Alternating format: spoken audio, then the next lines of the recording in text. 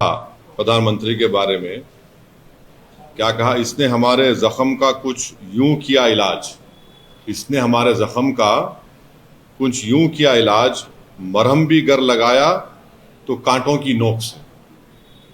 तो ये जो पूरे देश में बीजेपी संघ परिवार की तरफ से हर उनका ऑर्गेनाइजेशन कोर्ट को जा रहा है कि यहाँ पर खुदाई हो, यहाँ पर खुदाई हो, ये मस्जिद नहीं है, ये दरगाह नहीं है, ये कब्रस्तान नहीं है।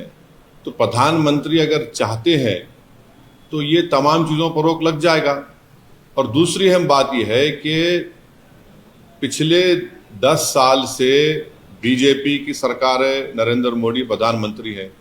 प्लेसेस ऑफ वर्शिप एक्ट जो पार्लियामेंट में पास हुआ और राम मंदिर के जजमेंट में उसको नॉन रिट्रोग्रेशन की बात सुप्रीम कोर्ट ने कही दी, उसके बावजूद भी ये सरकार का कोई स्टैंड ही नहीं है उसके ऊपर। इसीलिए आज आप देख रहे हैं कि 7 से ज्यादा मस्जिद और दरगाह के मसले सिर्फ उत्तर प्रदेश से हैं, जहां पर बीजेपी की सरकार है और जहां से प्रधानमंत्री अपना एमपी का चुनाव जीत कर आते हैं। तो ये सिर्फ चादर भिजाने से कुछ फायदा नहीं होगा।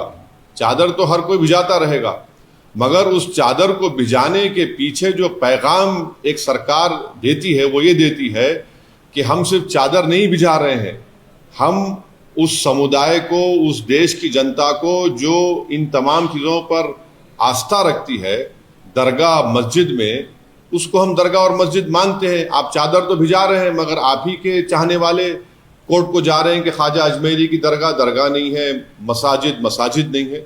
तो ये इस चीज़ को ये रोकने की ज़रूरत है और असली काम जो सरकार को करना है वो रोके, इन तमाम चीज़ों को रोक लगाए कि क्या ये क्यों कर रहे हैं लोग सब जाकर तमाशा। ये सर, आपने ऐलान कर दिया है कि दिल्ली चुनाव में आप एक्टिवली पार्टिसिपेट करेंगे। कल प्रधानमंत्री ने दिल्ली की जनता को कई सौगात दिए और साथ में जो मौजूदा सरकार है उसको उस पर कई तोहमतें उन्होंने लगाई और जो सौगात दिए, घरों के चाबी की बातें है, उसमें हमने देखा कि अल्पसंख्यक समुदाय के लोगों को भी दिया। सबका साथ सबका विकास तो कहीं न कहीं उनके उस जेस्चर में दिखा। देखिए, मैं एक नहीं 2 से ज़्यादा आरटी एप्लीकेशन डाला हूं जिसमें हम सरकार से इस बात का डिमांड कर रहे हैं कि आपने अर्बन एरियाज में और अर्बन एरियाज से हटकर जो घर दे रहे हैं बनाकर, प्रधानमंत्री आवास योजना जो भी हो, उसका डेटा हमको दीजिए। बताइए आप कितने मुसलमानों को दे रहे हैं? देते ही नहीं है, बताते नहीं है। भाई क्या शेयर है उसमें जो आप गवर्नमेंट की स्कीम जो है इसमें मुसलमानों का क्या शेयर है बताइए। अल्पसंख्यक समाज का, खास तौर से मुसलमानों का देते नहीं है। अब ये दिखाने को खड़ा कर देते हैं, थोड़ा बहुत देते हैं, मगर असल शेयर क्या है उनका वो नहीं बताना चाहते हैं। अब चुनाव है तो इसीलिए सब करना पड़ रहा है, मगर याद रखिए कि चाहे ये मौजूदा केजरीवाल की ड्रामेबाज सरकार हो या प्रधानमंत्री की कम्युनल सरकार हो, इससे ये बात मालूम हो रही है कि अगर 1 नेशन 1 इलेक्शन होगा तो फिर ये सब चीजें नहीं मिलेगी। अब पार्लियामेंट का चुनाव हुआ 6 महीने पहले, अब दोबारा चुनाव हो रहा है तो हर सरकार अपना अपना अनाउंसमेंट कर रही है। इससे देश को समझना है कि देश के जनता और उसके वोटर का फायदा करने के लिए ये सब अनाउंसमेंट्स हो रहे हैं। गो इसका इकोनॉमिक इम्पैक्ट जो होगा वो अलग बात है। तो इससे बात साबित हो रही है कि 1 नेशन 1 इलेक्शन देश के वोटर के हित में भी नहीं है, संविधान के खिलाफ भी है। कितने सीटों में आप दिल्ली इलेक्शंस में कंटेस्ट? अभी वो फैसला हो रहा है, हमारे दिल्ली अध्यक्ष उस बात का तय करके आपको बताएंगे। मगर जरूर हम चुनाव लड़ रहे हैं और अच्छी तरीके से लड़ने की हमारी पूरी कोशिश होगी।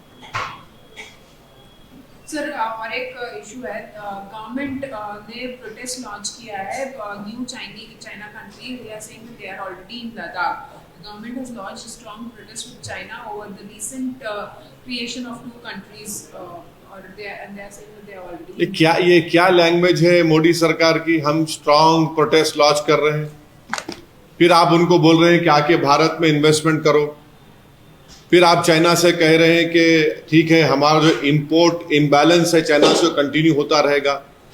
एक पॉलिसी तो रखिए ना। और हमको ये भी नहीं बता पा रहे हैं सरकार कि वो जो 65 में से 25 पेट्रोलिंग पॉइंट पर हमारी फौज पेट्रोलिंग करती थी, वो हम कर पाएंगे नहीं कर पाएंगे।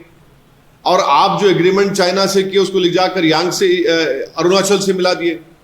तो ये कोई चाइना की पॉलिसी नहीं है। मैं साफ तौर से कह रहा हूं, ये सरकार चाइना से डरती है।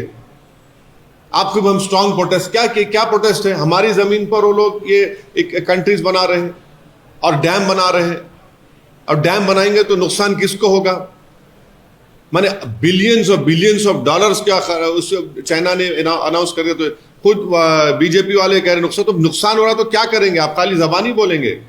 आप सरकार में हैं, आप पावर में हैं, आप प्रधानमंत्री हैं, आपकी पार्टी है, आप इसको क्यों नहीं कर पाते हैं? रोक क्यों नहीं कर पाते इन चीजों को आप? मगर आपको चाइना से पैसा चाहिए इन्वेस्टमेंट के तौर पर।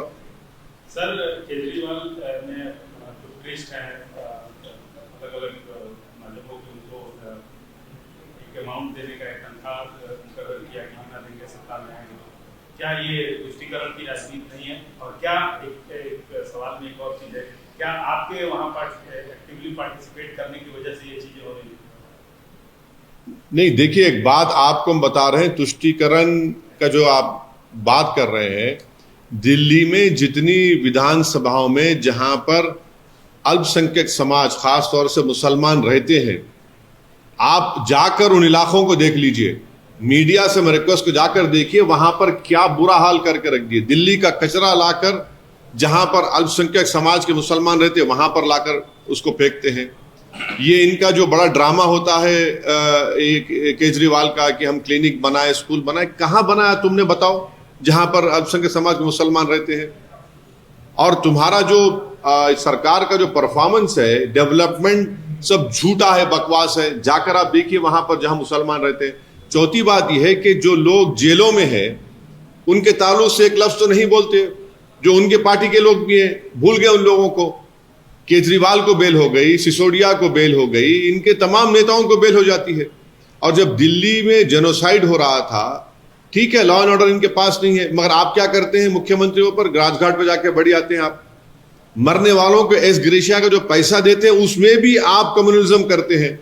तो ये सब ड्रामेबाजी हो रही है। रियल डेवलपमेंट जहां होने का है, जहां पर दलित और मुसलमान रहते हैं, कुछ नजर नहीं आता हमको। सर, आप हमेशा से सावरकर की आइडियोलॉजी वगैरह को चैलेंज करते रहते हैं, उसकी मुखालफत करते रहते हैं। कल प्रधानमंत्री के से एक डीयू में कॉलेज खोला जाएगा सावरकर के नाम पे, वीर सावरकर के नाम पे, क्या कहेंगे? नहीं, हम प्रधानमंत्री से एक ही बात पूछना चाह रहे हैं कि क्या उनकी सरकार कपूर कमीशन ऑफ इंक्वायरी के जो फाइंडिंग्स है, जिसमें चीफ जस्टिस कपूर साहब ने अपनी इंक्वायरी कमीशन रिपोर्ट में कहा कि सावरकर महात्मा गांधी के कत्ल के कॉन्स्पिरेसी में शामिल है, ये प्रधानमंत्री हमको बता दें। क्या वो इनकी सरकार उस Kapoor commission of inquiry report को मानती है, नहीं मानती है? और अगर महात्मा गांधी से आपको मोहब्बत है, जो हर गांधी जयंती के दिन प्रधानमंत्री और बीजेपी आरएसएस गांधी के फोटो के सामने फूल माला चढ़ाते हैं, राजघाट को जाते हैं, तो फिर ये गांधी से कैसी मोहब्बत कि कपूर कमीशन ऑफ इंक्वायरी कहता है कि ये कॉन्स्पिरेसी में शामिल थे? वो बताते प्रधानमंत्री। भाई, आपको मुगल नाम से नफरत है, ठीक है, हम समझ सकते हैं, आपको एलर्जी है उससे, मगर ये तो बता दीजिए कि गांधी से मोहब्बत है और गांधी के कॉन्स्पिरेसी में जिसका रोल रहा, आप उनसे ही मोहब्बत करते हैं। ये कैसी मोहब्बत है? ये तो डबल टाइमिंग कर रहे हैं मोहब्बत में आप।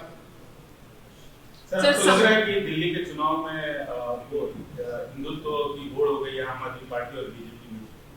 दोनों हिंदुत्व पे हैं, दोनों में फर्क क्या है? कोई फर्क नहीं है दोनों में। दोनों आइडियोलॉजिकली एक ही है।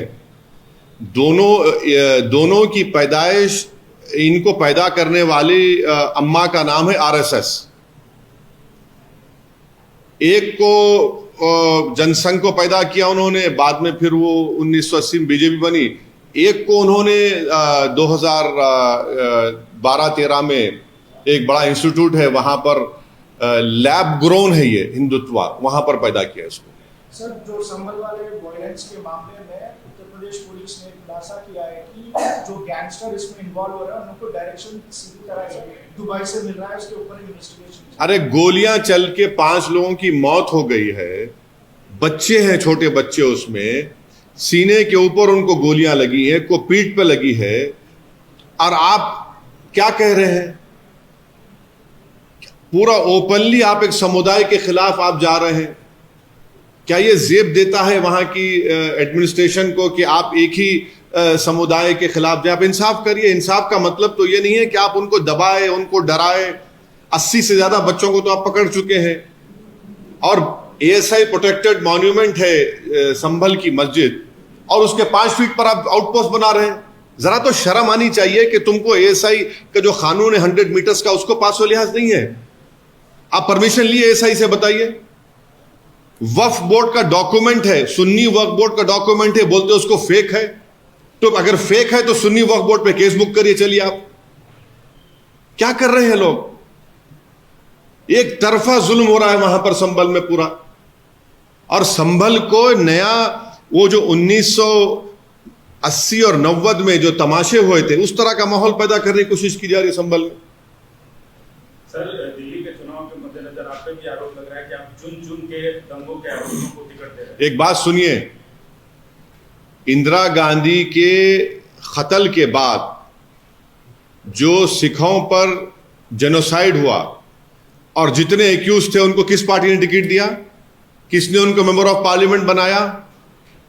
और फिर दूसरा यह है कि मौजूदा जो रूलिंग पार्टी है, मुख्यमंत्री पर खुद केस है, उनके बड़े बड़े नेताओं पे केस है। अब बीजेपी की बात ले लीजिए, कितने बीजेपी के सांसद हैं जो पार्लियामेंट में हैं, उन पर केस नहीं है, सब दूध के धुले हुए हैं। किसने UAPA जिस पे लगा था उसको MP बनाया? मैं फिर से कह रहा हूं कि कभी अपने गिरेबान में झांक कर देख लीजिए। एक उंगली अगर हमारी तरफ आप उठा रहे हैं तो 4 उंगलियां, और ये फैक्ट्स आपको आईना दिखाएंगे। मतलब आप उनको टिकट दे रहे हैं? मैं टिकट देना नहीं देना मेरे पार्टी का काम है, और टिकट उन्हीं को दे सकते जो लीगली इलेक्शन लड़ सकते हैं।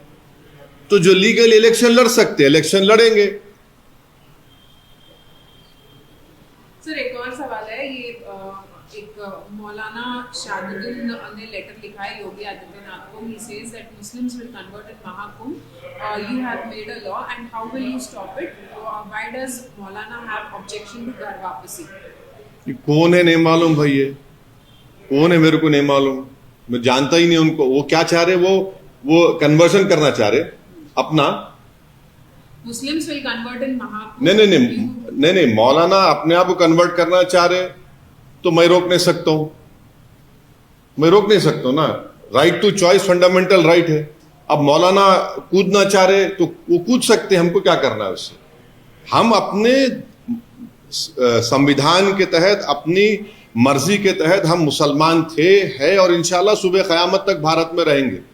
ये हवा के झोंके आते रहेंगे थोड़ा थोड़ा, ये सब उससे फर्क पड़ने वाला नहीं है। मगर अब मौलाना की ये कौन है मैं जानता भी नहीं है। महाशय को, इनको महाशय बोलना भी है नहीं मालूम, और कौन है नहीं मालूम। ये वो जाने, वो नहीं मालूम कौन है, मैं जानता नहीं उनको। महाकुंभ अभी शुरू होने वाला है। नहीं तो क्या उसका बोलने का मतलब क्या है? क्या करना चाह रहे वो? उन्होंने लेटर लिखा है योगी आदित्यनाथ को, saying कि Muslims will convert in the Mahakumbh. You have made a law. How will you stop it? मतलब मुस्लिम्स जो है वो कन्वर्ट होंगे महाकुंभ में। महाकुंभ जो प्रयागराज में हो रहा है। नहीं, वो बेचारे वो अब नहीं मालूम कितना उनका IQ है, मगर आप अगर हिंदू धर्म को छोड़ रहे हैं तब आपको परमिशन लेना है, तब आपको परमिशन लेना है। माने कलेक्टर से परमिशन, इससे परमिशन, और इसको आप जक्सटापोज करिए यूनिफॉर्म सिविल कोड से। यूनिफॉर्म कहां रहेगा फिर? आप बताइए कि यूनिफॉर्म सिविल कोड आप लाएंगे और फिर आप ये कानून भी रखेंगे, फिर आप लव जिहाद की भी बात करेंगे, तो क्या होगा बताइए? मजाक है।